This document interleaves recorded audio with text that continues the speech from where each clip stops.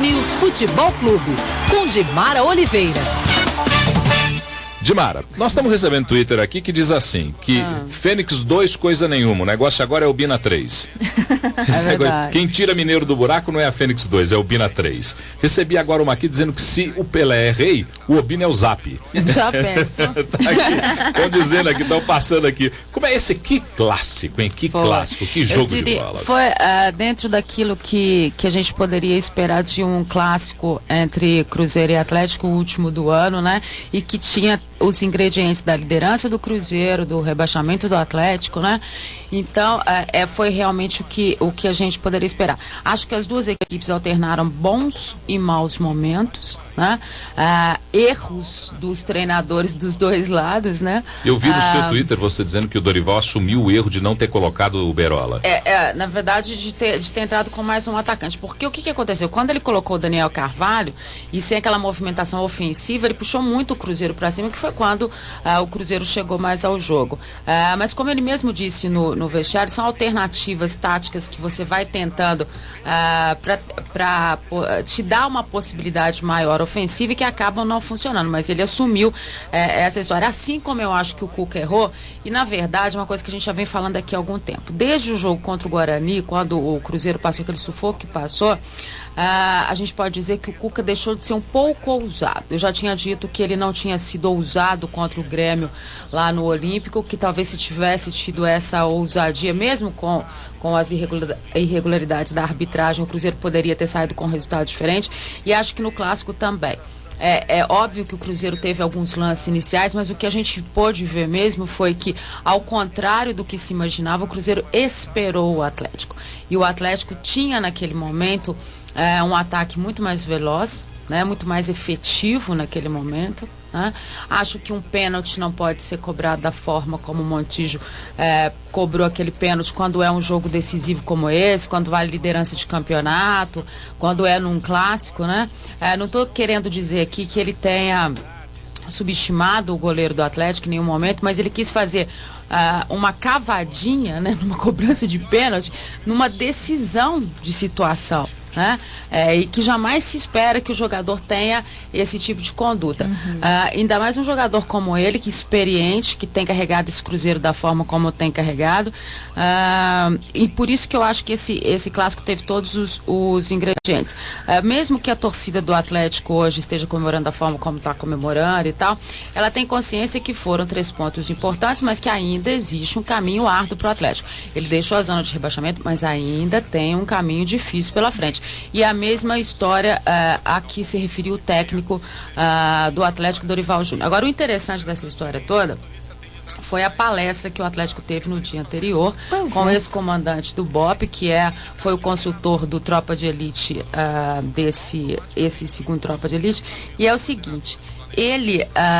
pela conversa que nós tivemos com os jogadores, com o próprio Dorival já havia se utilizado dessa palestra dele no time do Santos, né? E o Dorival disse que ele foi fundamental nessa determinação, né? Na forma de você estar se superando, como o Atlético mostrou.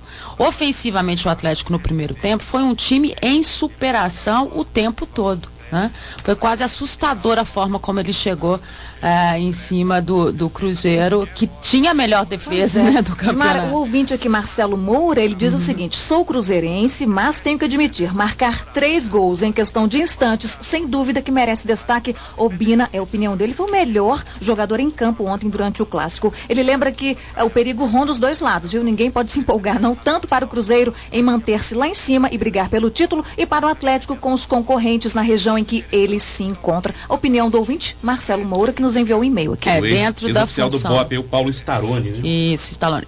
Você sabe que o Obina, dentro da função dele, sem dúvida nenhuma, ele foi o melhor jogador em campo, né? Dentro daquilo que ele se propõe, né? Que é estar lá dentro da área, que é ter o oportunismo que ele tem, enfim.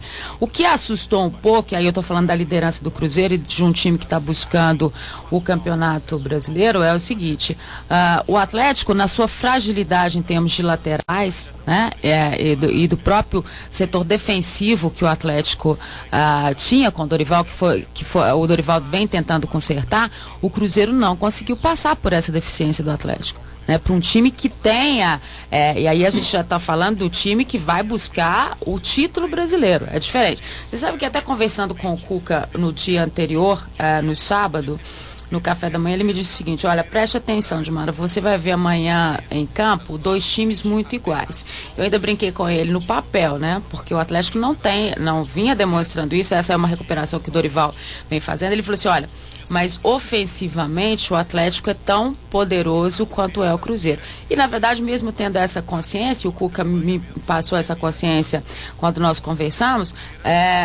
o time, na verdade, a impressão que a gente tem foi que foi mais defensivo do que deveria ser para um time que estava buscando manter-se na liderança do campeonato. Na verdade, ele já havia perdido porque o Fluminense já tinha ultrapassado, então ele estava tentando recuperar no momento da rodada. Né? Pode-se dizer que o Atlético ganha 3 pontos muito importantes, mas o Cruzeiro, se não perder um jogo, porque é comum perder um clássico, o clássico foi feito para ganhar ou perder, qualquer jogo, aliás, foi feito para ganhar, empatar ou perder, mas o Cruzeiro pode sentir falta desses 3 pontos na reta final? Com certeza, como eu disse aqui com relação ao jogo do Grêmio.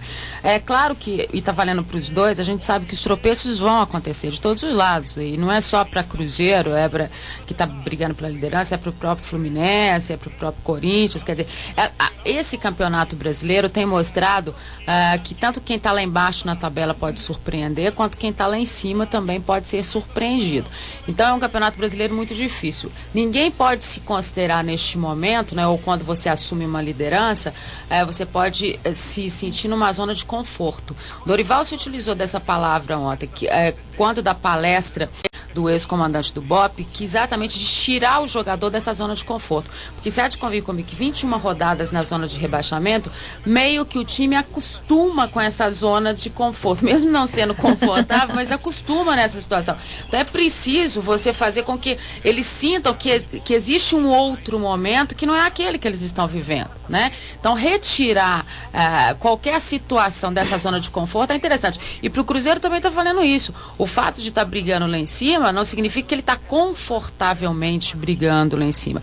Ele precisa fazer muita coisa para estar chegando nessa história. Todo mundo falando muito dessa questão do Wellington Paulista, da ausência dele no clássico, que teve um peso. Eu concordo que teve um peso, porque eu já disse aqui várias vezes também que o meio-campo do Cruzeiro não sabe jogar com Farias.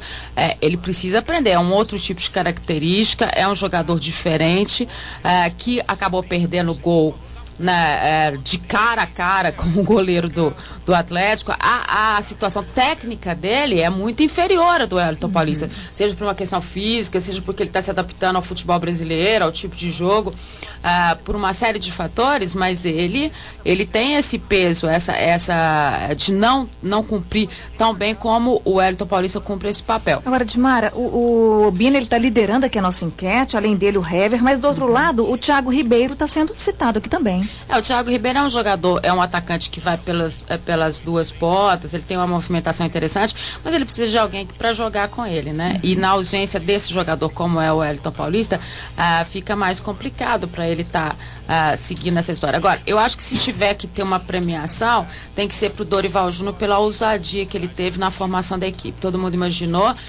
a gente achava que ele não entrava com a lei, especificamente o Minas Esporte, mas muita gente apostou que ele iria entrar com 3 volantes, tentando se segurar mais numa situação que ele tinha pela frente o líder, e ele foi mais ousado que isso. Ele entrou mesmo com 2 meias, ele botou o time para cima do Cruzeiro. Poderia ter sido o Cruzeiro poderia ter chegado muito mais até do que chegou. Então essa ousadia do Dorival Júnior no primeiro tempo de jogo, eu acho que foi fundamental para que se concluísse o clássico da forma como se foi. Olha, aqui pro Montilho eu vou dizer em espanhol ou em castelhano, sim. né, para ele. Porque ele fala da entrevista. Sim, vou dizer para ele o seguinte: em Minas tem um ditado que, livremente vertendo para o espanhol, diz assim: prudência, caldo de pollo e dinheiro en el bolsillo no hace daño a nadie. Ele devia ter tido um pouco mais de calma para bater aquele pênalti, porque aquele pênalti poderia ter mudado a história do jogo. Exatamente, é o que a gente disse. E por isso que é preciso que os jogadores tenham consciência. Mas a gente fala assim, mas aí o Cruzeiro entrou com salto alto, achou que em qualquer momento poderia vencer o Atlético. Eu não acredito, pelo comando que o Cruzeiro tem, assim como pelo comando que o Atlético tem, que nenhum desses treinadores acreditassem que seria um jogo fácil. Eu relatei aqui o que o Cuca disse, tenho certeza que não. E acho que os jogadores também não pensaram que ia ser assim. Os planos táticos traçados é que um deu certo inicialmente e o outro não. né? O treinador senta com o grupo e traça um plano tático. Então, o plano tático do Cruzeiro foi surpreendido por uma ofensividade, por uma ousadia do Atlético inicial.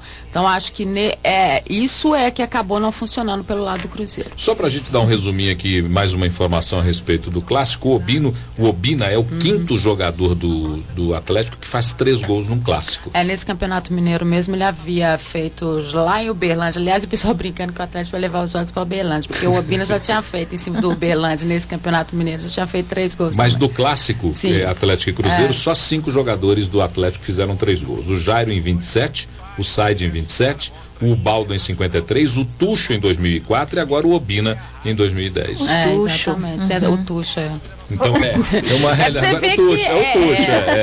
Por favor, né? Por isso que eu estou dizendo que o clássico tem esse ingrediente bacana e a gente estava lá e é legal da gente estar acompanhando isso. Há de se lamentar a ausência da torcida do Atlético. Tomara que o ano que vem eles não partam para esse tipo de acordo ruim que prejudica os dois lados. Você vê um clássico como foi aquele com a presença das duas torcidas, teria sido um comportamento diferente, né? Então há de se lamentar isso, mas enfim, é esse o resultado. E a gente vai mostrar tudo no Minas Esporte hoje. 12h30 na tela da Band Minas. 12h30. E amanhã nós vamos falar sobre Sul-Americana pro Atlético e o resto da semana pro Cruzeiro. Perfeito. Exatamente. Agradecendo também aos ouvintes que participaram aqui da nossa enquete. E quem foi o melhor jogador do jogo?